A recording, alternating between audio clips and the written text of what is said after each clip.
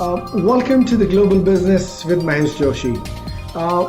We are going to have a very interesting discussion today, and we are trying to address the question every business leader as well as every human being is facing today. How do you focus on doing anything because you're getting distracted so much? For corporation, for business leaders, for individuals, how do you run your business? How do you do what you're doing when you are being inundated with data overload? You're getting distracted by social media 24/7. I have with me absolutely the right person to discuss and address this topic, Mr. Gaurav Rastogi, a corporate yogi who has experience with corporations as well as on the spirituality side of human being and an advanced yoga and meditation teacher. He's going to help us to take a deep dive and learn about how you can connect your personal traits, your personal, I would say, inventory of good things, technical capabilities, your subject matter expertise, and use yourself, the body, the human mind and body, with spirituality into play. How do you focus on getting things done? How do you align all of this to deliver performance in the age, I would call it the age of distractions. You can call that as a digital age too. So, Gaurav, you provided a lot of good insights on the leaders, what you called as the man on the mountain. I love that word. And he's got lonely while climbing up the mountain. On the time side of it, you talked about the heart of it. What other elements one should know about and be careful and develop? It's important to learn a new kind of math, not the sort of mathematics that we were taught at school, which is very dry, very simple, and very precise, but a new kind of fuzzy math, a different way of approaching the whole concept of numbers. See, when we were running companies, a decade or two ago, we were looking at, how much effort does it take to save 10% margin and therefore be 10% more profitable, right? All of those were things we did using mathematics, and that's great mathematics. And in the math we are taught 1 + 1 is 2, right? And it makes sense. The problem with that sort of math is that it's a very limiting view of the world. It's not that it's incorrect, it's that it's a small part of what's actually true. There is other math that is true as well. When Steve 1 meets Steve 2, do you have two Steves or do you have Apple Incorporated?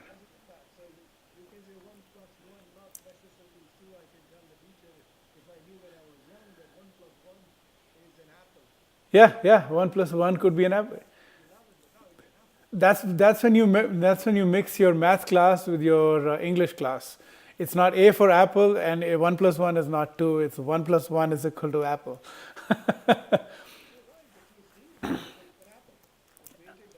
Yeah, and that the thing is, the world has more examples of that kind of math because itself. If you look at ourselves again in the yoga perspective, we do get something from nothing every time we are born. And of course, and that nothing, of course, depending on which school of yoga you look at, there's no nothing. There has to be something from which something came out, right? But creating itself is about going away from the old kind of math. Because that's how you're creating something when nothing exists. You take two things and you create something completely new. And I go back to, again, Steve Jobs. So this is him presenting, well, I have a new phone, I have a new browser, and I have a music player. A phone, a browser, a music player. Then he says, boom, I'm actually giving you just one thing, it's an iPhone, right? And so you see what's going on is it's a new kind of math. You're creating something that does not exist, that requires you to get past your limiting math that you were taught at school and adopt a completely different kind of math. It might seem miraculous thinking to people, but the whole point is this world is miraculous in itself. The fact that something exists is hard to explain, right? The whole thing is a miracle. So, learning a new kind of math, which is not the math of, hey, we were doing things in a certain way, I saved this much money, and now I plow it back into something else, and blah, blah, blah. That math is not going to sustain you in the future. You have to be willing to understand and engage with a new kind of math. It's not to say there's no math, it's to understand that the world has a lot more going on than just the limiting kind of 1 plus 1 is equal to 2 kind of math. And if you're a business leader who's in the business of creating the future, creation is all about this new kind of math. I think that's a very good example which you gave of two Steves, and overall, if you get stuck in 1 plus 1 equal to 2, you will never move. You'll never innovate anything, you'll just keep repeating it. So you will keep getting the 2. Yeah, so, yeah. Yeah, and the other angle to this is, it is said, it's a cliche in many places, that in God we trust, everyone else must bring data. And you talked about, the age of excess data, right? You do realize that now we're in an age where data it is in excess supply. There's a ton of data. What's lacking is the ability to connect those data points and create something new. A new narrative, a new way of explaining. The hypothesis that you use to explain the data is the more important thing. The data itself, there's a ton of data all around, right? And so in God we trust, everyone else must bring data. Well, and then there was data, lots of data. What do you do now, right? How do you make sense of the world in which there is a lot of data? That making sense, again, is about this new kind of math. Not the limiting math of that we've been used to so far. That's something new. I think that's innovator's mindset. Coming from the spirituality side of it. Sure. Yeah. Yeah. Fantastic. And the fourth point you wanted to discuss, what was that, Gaurav? So in Sanskrit, this is called sanskar. In Sanskrit, this is called sanskar, which is, you could translate that loosely as habits or process or grooves of habit that we form. It turns out when you're running a company, large, small, or any type, you form habits. And those habits are typically problem avoidance type of habits, which is to say, well, we did this, it didn't work out, so we're never going to do this.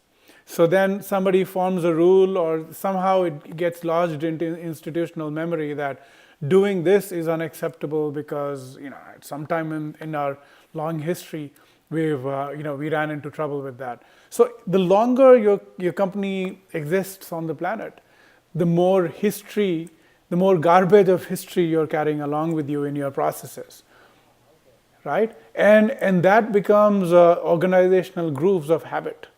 Patterns of habit. We don't do things this way, or this is how we do things, and so on. This is how we see the world. All of those are limiting. And to be able to respond to what's happening in the world outside, we have to be willing to let go of those habits. We have to be willing to form new habits. We have to be willing to engage with our grooves of habit and say, this is no longer needed, and it's okay to move on to something else. But it's so comfortable doing things that have always been done. Or in our company, we do things this way. It's always worked for us. Well, if it's always worked for us, it's the exact reason why it's not going to work for you anymore. We discussed this in the earlier section also. As you rightly said, the longer you're in existence, the more you become person of habit, or maybe you have refined your problems so well that you can't face problems. But those problems were particular problems. For you put the processes, system, culture in place so that you're always addressing them. But it is going to solve the problem which you have faced. It is not going to solve the problem if the environment has changed. It cannot That's change. Exactly right. If the environment has changed, the way people behave has changed, and the people themselves have changed. And again, I don't want to name only one company. Which comes to my mind is GE and companies like Toyota's, and many of them have given phenomenal systems to this world. The Toyota quality system was one of the best. But is that the only one? I don't know how many of those systems are getting used in the most innovative and successful companies of today, which is not only picking up on Silicon Valley, let's say Silicon Valley or some other startups in various different fields, like a simple bank. I've seen those Grameen Bank which came out for poor. Sure. And so that's not an IT company or something. But if you look at it, now let's look at the other side of it. The biggest industrial company in the world, which was the benchmark, was GE, was the best of the leaders. And they're known for creating the leaders, processes, and systems. If everything was so perfect, if it was designed for future, they won't be where they are, what they're facing today. So maybe that was done as an expertise from the past and for managing probably the present of that time.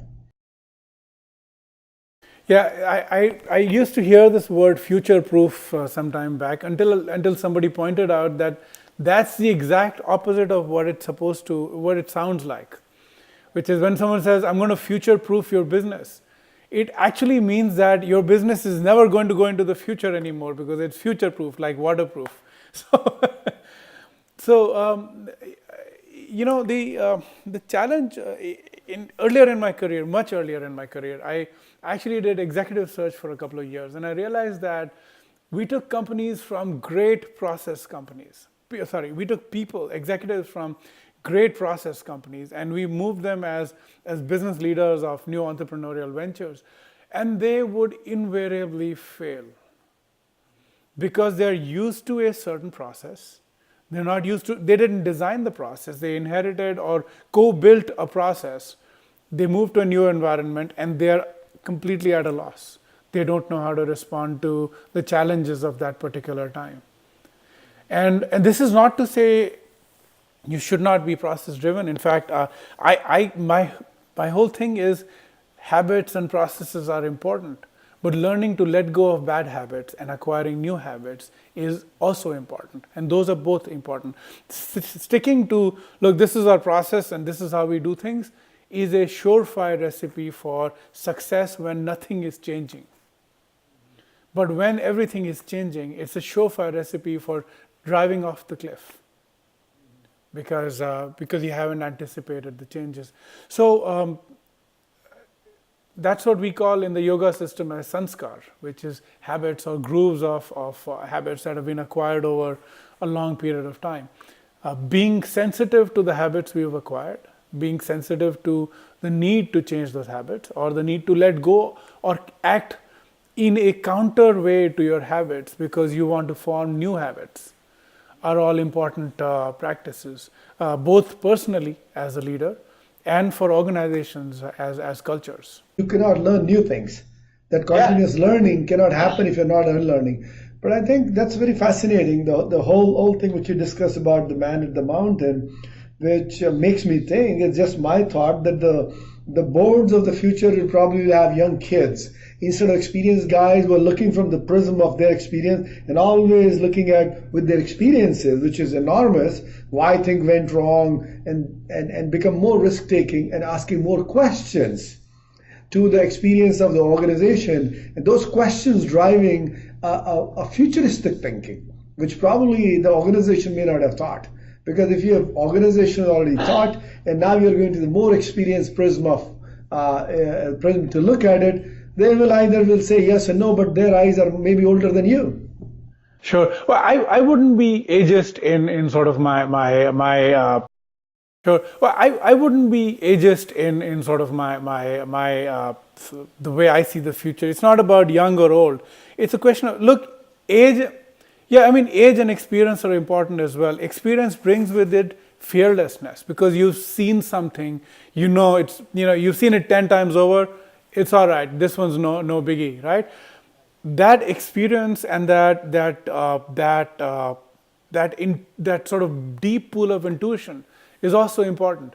I think both will be needed, but if the experience brings with it fearlessness, you want it.